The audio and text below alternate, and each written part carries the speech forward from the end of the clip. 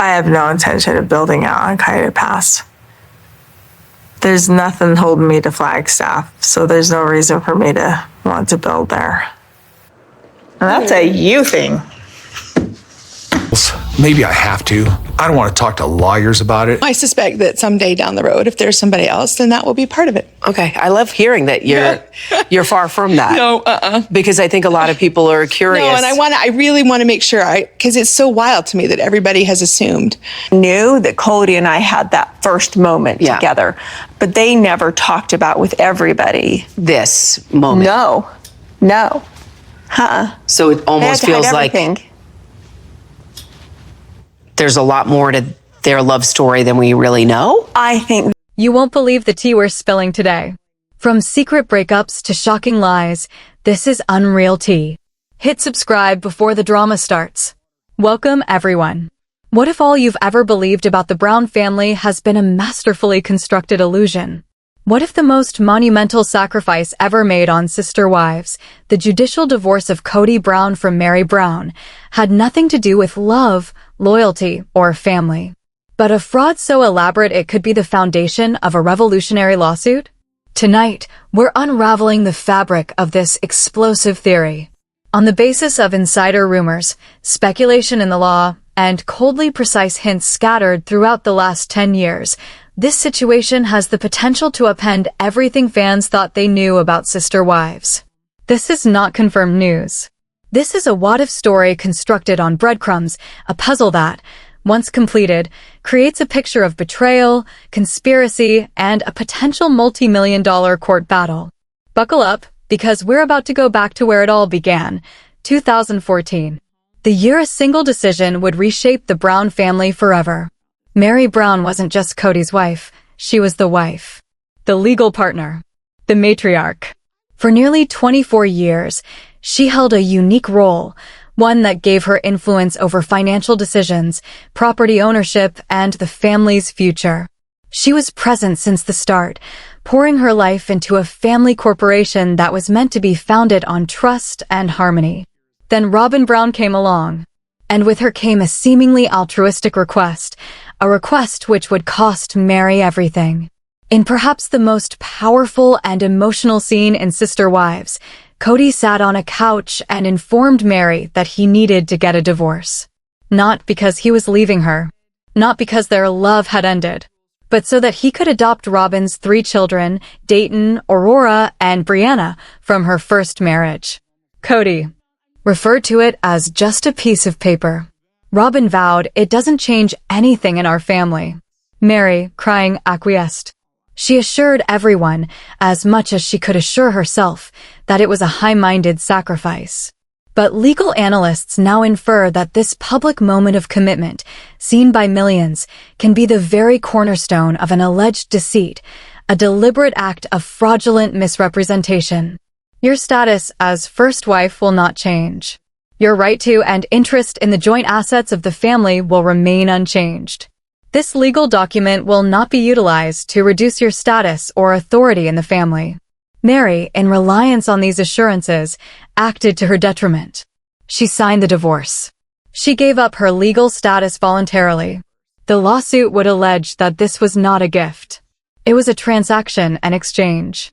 And the other group, Kody and Robyn, never had any intention of fulfilling their part of the deal. So, what did the family structure look like after the ink was dry on the divorce papers and the new marriage certificate had been filed? Did it stay the same? Was Meri still regarded as first wife with equal claim?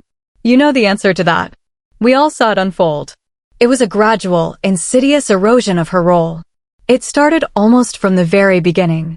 The communication began to deteriorate. Kody, legally and solely committed now to Robyn, started spending even more out-of-balance amounts of time with her.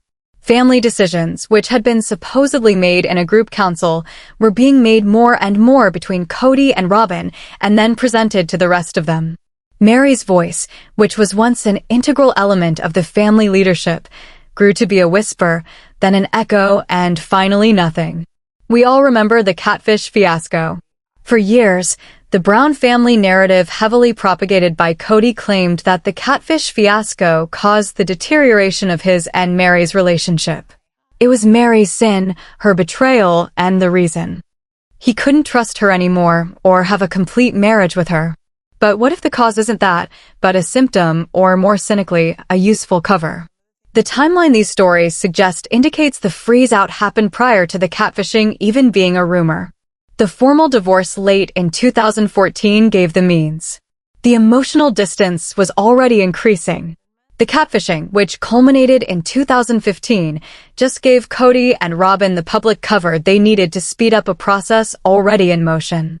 The full and complete exclusion of Meri Brown. Consider it.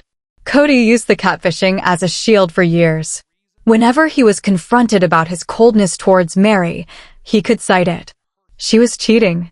She was flirting with another man. The trust is lost. It effectively muzzled any criticism and made Meri the villain of her own tragedy. It was the ideal cover story. While the world watched the drama of the catfish, our sources indicate a much more subdued, more calculated drama was unfolding in the background, a financial one. This is where Mary's case would turn from the sentimental promises to the cold hard cash, because this was never about status or feelings. It was about assets. Assets that spanned decades. Let's get into the scene in a courtroom. Mary's lead attorney, Eleanor Vance, a tough, no-nonsense attorney in her 50s, stands before the judge. Loyally declared, "Your Honor, the world has heard a story of emotional collapse and betrayal over many years. But today we are here to tell a different tale. A tale of financial deception and orchestrated deceit. We will demonstrate that the defendants, Mr. and Mrs. Brown, not only shattered our client's heart. They carefully and methodically crafted a strategy to shatter her bank account and eliminate her 24-year financial investment in this family. Those tears on the couch in 2014 were not tears about a change in marital status. They were the camouflage for a financial coup. Bold words, but could they be substantiated? The lawsuit would be based upon demonstrating that an intentional financial change had taken place right after Kody and Robyn's legal marriage. Prior to their divorce, the Brown family funds were, in accordance with their own show, a shared pot. They referred to it as the family bank.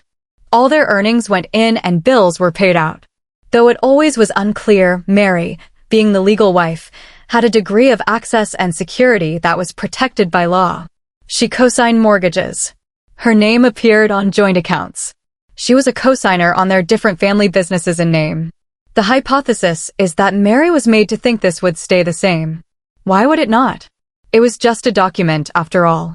The family remained the family. The pot remained the pot. But it is here that we would witness the first bout of bombshell evidence introduced in our hypothetical trial. Exhibit A, the financial realignment. Picture a forensic accountant, a fellow named David Chin, on the stand. He's a numbers man without emotion. He simply recites the facts as they are rendered on the documents in front of him. Your Honor, we reviewed the Brown family's financial records from 2013 back to 2010. Leading up to the legal divorce in September 2014, we noticed a common pattern. The bulk of the family money was contained in a joint business account in the names of Kody Brown and Meri Brown. We will refer to this as the family prime account. Meri Brown had sole unrestricted access and signing authority on the account. It was utilized for down payments on their Las Vegas residences, family business costs, and large-scale transfers. He would then stop fiddling with his glasses. The accountant on December 5th, 2014, just shy of 3 weeks after Kody and Robyn were officially wedded, we witnessed the first major occurrence. The family prime account was shut down. The first crack in the facade? A six-figure balance, money that represented years of shared effort, quietly vanished from the original family account and reappeared in a brand new one. But this wasn't just any account. It was opened under a freshly registered LLC, KN, and our family enterprises, filed that very same week. And the only authorized signatories? Kody Brown and Robyn Brown. That was the turning point. The first undeniable move to strip Meri of her financial control. From that day on, the money tides shifted radically. Under this theory, the income of the family, earnings from TLC, retail sales, and even income from my sister-wife's closet ceased to flow into the pooled account. Rather, within an 18-month span, everything was channeled systematically into accounts that only Kody and Robyn had access to. Meanwhile, Meri continued to contribute. Mortgage payments for her gigantic Las Vegas home? Paid. Payments towards family costs? Made regularly. But her access to the funds? Gone. Her oversight? Gone. Her legal partnership? Erased. Meri's legal team, in this explosive theory, would call this the smoking gun, a clear, tangible result of fraudulent misrepresentation. They told her nothing would change, one lawyer might argue. But the very first thing they did was change everything. They didn't simply remove her name from the bank accounts. They constructed an entire new financial empire, one she wasn't permitted to enter. And the dramatic courtroom moment? They'd reenact that notorious couch scene. Does this look like just a piece of paper? The lawyer would challenge the jury. Does scheming up a secret LLC, siphoning off family income, and cutting out a 24-year partner from her financial share sound like something that doesn't alter the family dynamics? This was no misstep. This was an intentional financial takeover, one masked by a performative appeal to adoption. But naturally, Kody and Robyn's lawyers would not give up without a fight. Your Honor, this was not fraud, their lawyer may plead. It was practicality. Once Kody and Robyn were legally married, consolidating finances made sense. He was responsible for Robyn and her 3 children, in addition to his and Meri's. There was no malicious intent, just sound financial planning for a new legal reality. They'd go further, painting Meri as unstable, referencing the infamous catfishing scandal. They'd claim her own behavior caused the financial split, not the divorce, not the LLC. But Meri's attorneys would fire back. The timeline doesn't lie. These transfers happened before the scandal ever broke. This was planned. The scandal just gave them an excuse to go further. As incriminating as the financials seem, that's peanuts compared to the next part of the puzzle, their promised land. Coyote Pass. Bought in 2018 for an eye-watering $820,000, the land was to be the Browns' pet project, a gargantuan compound where each of the wives would have her own house. The family had sold off their Las Vegas properties, with Meri putting up a large portion of equity from the house she'd invested years of her own money into. Her money earned her ownership of a piece of land. At least, that's what she thought. She was taken to see maps. She was promised the wooded lot that she adored. But promises are nothing if your name isn't on the deed. And in this theory, the documents speak a far more sinister tale, one that brings one to Exhibit B, the head of household clause and the refinancing scheme. In these insider accounts, when the family was wrestling with the finances in Flagstaff, juggling mortgages and land payments, Kody and Robyn set their sights on refinancing their gargantuan million-dollar mansion, the one they were dwelling in while Meri languished in a rental. Refinancing is a common financial instrument, but the manner in which they supposedly did so is the second pillar of Meri's suit. In an effort to secure the finest loan terms, they used the family's main asset, the Coyote Pass property itself, as collateral. They took the combined value of the land itself as a guarantee, land which Meri, Janelle, and Christine had all contributed to. But when the new loan documents were prepared and the new deeds recorded, something unexpected occurred. Kody was named as the main owner. And who was named as the sole co-owner on the main parcel, the one against which the biggest portion of the loan was used? Robyn Sullivan Brown. Meri's name was not to be found. Janelle's was on a different, smaller parcel deed. Christine's was also partitioned, but the central financial records, the ones that linked their new home to the family property, erased Meri's 24-year contribution in effect. She was not a joint owner. She was not a first-order stakeholder. From the bank and the law's perspective, her interest in the family property had dissolved, swallowed into the equity now legally owned by Kody and his one legal wife. This, her lawyers would contend, was the final bait and switch. They induced her to relinquish her legal status on assurances that her interest would be safeguarded. And then they utilized that very legal status, their proprietary marriage, to redefine ownership of the properties she had helped buy, excluding her entirely. It was a financial and legal coup. They invested family funds, including her own, in the purchase of property. They then borrowed against that same property using their sole exclusive legal marriage while taking her name off the controlling deeds. She was left with the entire risk, but no legal ownership. This was not simply a mistake. The suit would allege this was intentional, a head of household provision in the loan request, a box marked, a signature on a line, all little things that led to the legal formalization of her demotion. She had been made helpless reliant upon the empire she assisted in constructing. And the worst part, she supposedly had no clue. She was never asked. She was never asked to sign anything. She discovered these discrepancies, according to our sources, much later when she began trying to untangle her own finances in preparation for her eventual departure. The discovery of this financial eraser was, according to these reports, the final straw, the moment Meri realized that this wasn't just an emotional abandonment. It was a cold, rational, financial one that had been years in the making. The document she signed in 2014 was not merely a divorce document. It was her autograph on her own financial eviction notice. She simply didn't realize it then. And that team is when she supposedly made up her mind to strike back. Not for her spiritual standing. Not to regain Kody's affections, but for justice, for the restoration of what was systematically taken from her in the name of family harmony. The course was set for a court fight that would destroy the Brown family's carefully crafted image. We're diving in depth into the verified bombshell news report that Meri Brown sued Kody and Robyn Brown for fraud and promissory stop for millions. In part 1, we establish the groundwork, the tearful vows made in the 2014 legal divorce, and the immediate systematic financial realignment said to then ensue, centralizing all money and power into Kody and his new legal spouse, Robyn's, hands. Now, in part 2, we step inside the courtroom. We will proceed through the incendiary evidence, the sensational testimony, and the ultimate verdict that, in this theory, rocked the plural marriage community to its core and vindicated Meri Brown in the most public possible manner. The theoretical case of Brown versus Brown and Brown would not be a media circus by intention. Meri's lawyers, Vance and Sterling, would have counseled against the pageantry. This was not about reality show theatrics. This was about legal and financial retribution. But since the defendants were who they were, the world would be paying attention. The trial would begin with Eleanor Vance, Meri's chief counsel, making her opening argument.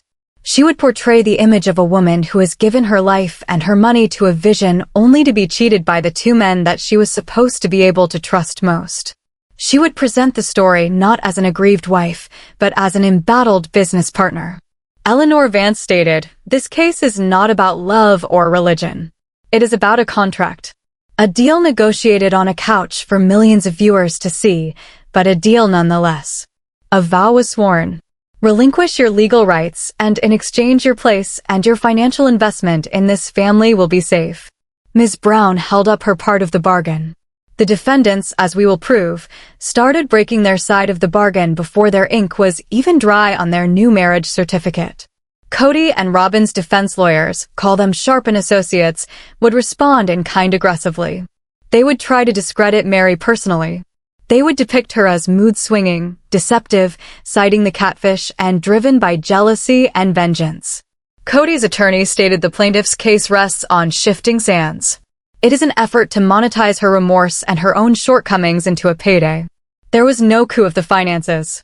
There was a family falling into a new legal reality, one compelled by the plaintiff's own emotional detachment and, in so many words, her own dishonesty. This is not fraud. It was a case of sour grapes. The battle lines having been drawn, the evidence presentation would start, and it would be a ruthless step-by-step tearing apart of the public image of the Brown family. The evidence deep dive shows A and B again. The first to testify would be forensic accountant David Chin. We only brushed up against his conclusions in part 1, but at the trial, he would be on the stand for days walking the jury through a maze of financial records. Here is where the enormity of the supposed deception would be horrifyingly apparent. He wouldn't simply prove that the primary account had been closed. He would have a mountain of evidence. Credit card bills. Chen would demonstrate that before 2014, large family expenditures were spread across cards carried by Meri, Janelle, Christine, and Kody. After 2015, he'd demonstrate a new pattern, a high-limit business card carried solely by Kody and Robyn upon which the majority of family vacation, luxury item purchases, and even grocery bills were being charged. Meri, Janelle, and Christine were using more and more separate cards for their family needs. The family fund was becoming Kody and Robyn's own personal expense account, the TLC income trail. This would be a giant bombshell. Chen would lay out documents indicating the payment system from the production company. He would illustrate that before the legal wedding, payments were being made to the joint production company of the Brown family, in which Meri was one of the founding partners. He would then present a revised new contract renegotiated in 2016, where the payments were reworked to be paid to Kody and Robyn's new LLC directly. Meri, Janelle, and Christine were subsequently stipended or paid a talent fee out of that LLC, an amount which was decided by Kody and Robyn alone. They progressed from partners to essentially being salaried staff members of Kody and Robyn Incorporated, My Sister Wife's Closet, the notorious jewelry company. The accountant would create original business filings, indicating Meri as a major partner. He would then demonstrate how after 2015, the company was permitted to struggle, but its inventory and assets were absorbed into a new online business run by Robyn, with no profit-sharing arrangement with the initial partners. He would contend that it was intentionally strangled so its worth could be transferred. When cross-examining, Kody's attorney would attempt to shoot holes in this. Kody's attorney: Mr. Chen, is it not that my clients were more business-savvy? That they were doing the work while the plaintiff was busy with her virtual relationships?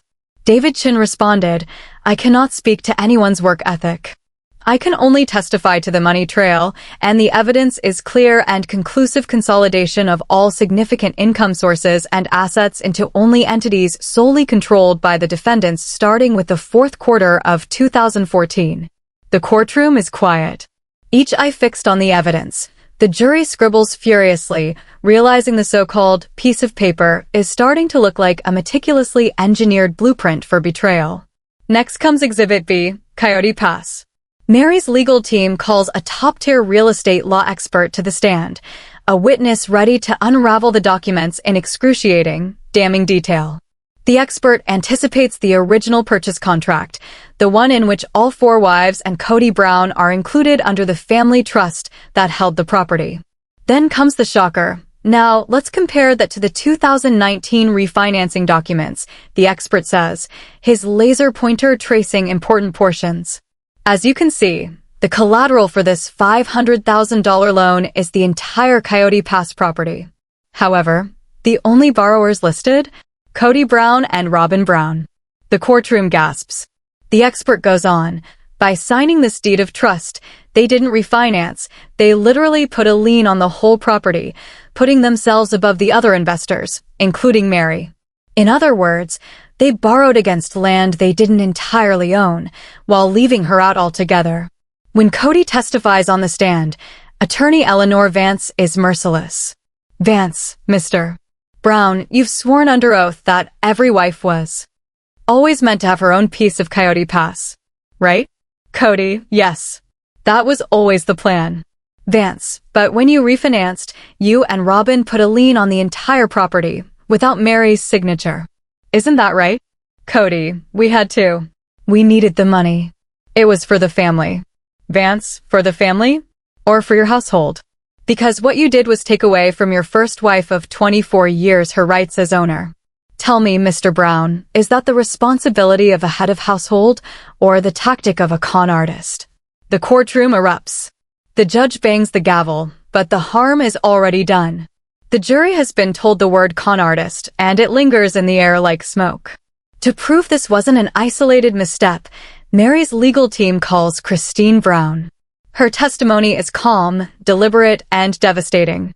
Christine, Before 2014, major financial decisions were made together. We'd meet, talk things through, and vote. Mary, as the legal wife, often signed the paperwork, but the choices were made as a family. She pauses, sadness creeping into her voice. Christine, after Kody married Robyn legally, the meeting stopped. Choices just. Did Robyn's house in Flagstaff? None of us did. We were just informed.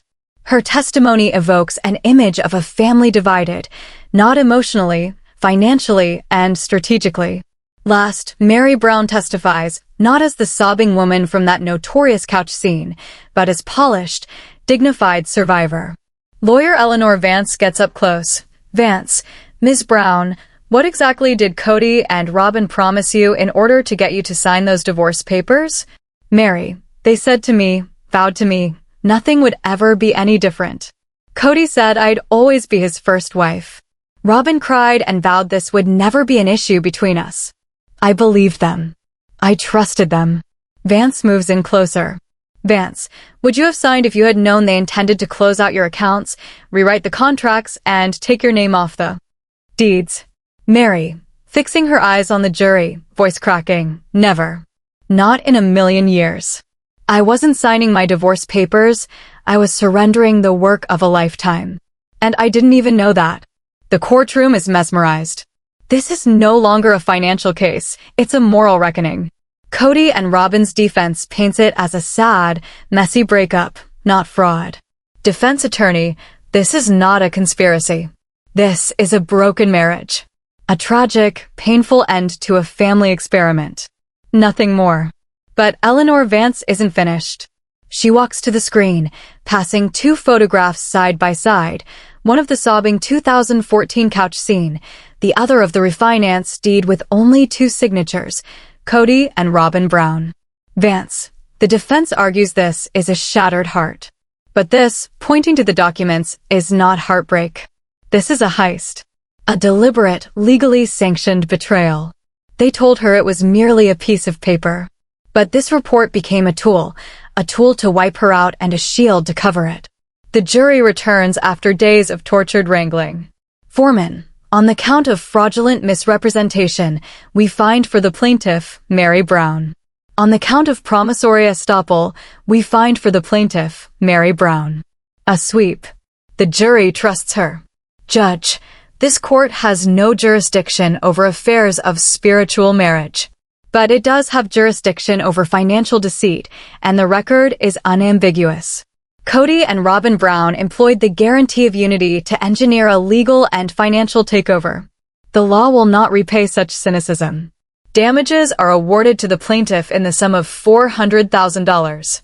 The decision sends shockwaves through Brown family history, shattering years of carefully constructed image. Robyn's enormous house will have to be sold. Coyote Pass parcels could be next. For Christine and Janelle, the verdict is validation. Getting out was the best move. For Mary, it is vindication, not money. She walks out of the courthouse not in tears, but with quiet dignity, her narrative recovered. Is this explosive theory the long-lost link in the Brown family saga? Is this really the true story of the empire's collapse? Or is it merely the most engaging what-if in sister wives history? This family's drama is far from over, so smash like if you're #TeamWives, subscribe for the next explosive update, and drop a comment below. Who do you think will win? Stay shady, stay curious, and I'll see you in the next scandal. Kiss mark behind TLC Sister Wives out.